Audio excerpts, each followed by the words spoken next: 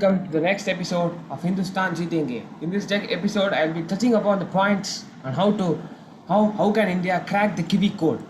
So,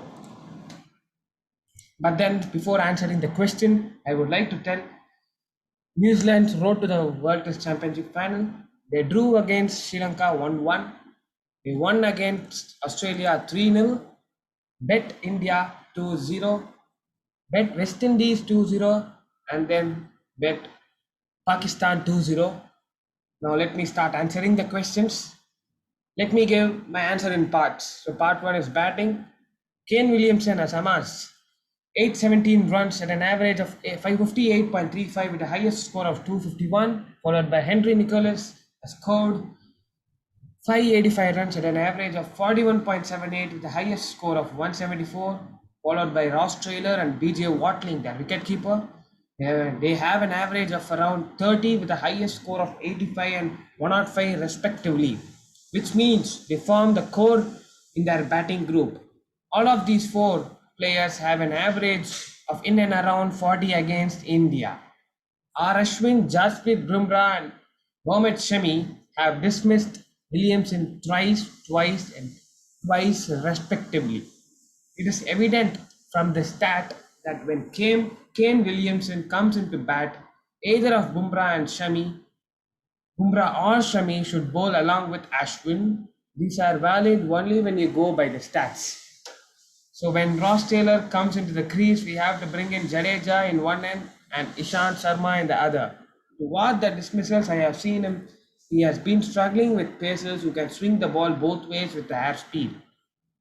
When Henry Nicholas comes into the crease, we have to bring in Siraj. If he does not play, it will be Shami and of course Ashwin.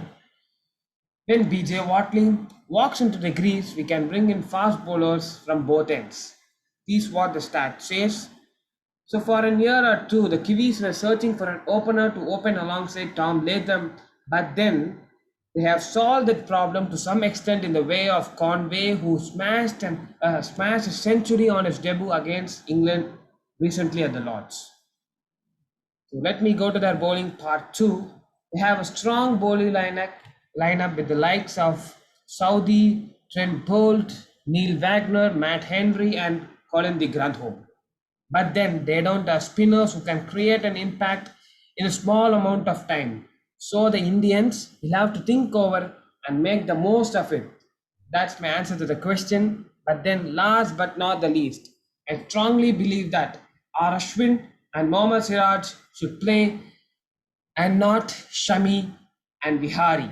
Siraj has the ability to move the ball both ways, while Ashwin brings in some balance in the team with his bowling, and then to tonk some useful runs with the bat along with Jadeja. Everyone can ask, why do you need two spinners in England? But then I will want to argue and say that the wicket is fresh in Southampton. Jaddu brings in three-dimensional cricket, while Ashwin is an intelligent cricketer, so can use his brains in any foreign condition. Hindustan Zeetenge. That's it from this episode. Let me see you all in the next episode. Until then, this is VR Trick signing off. Do like, share, and subscribe to my channel.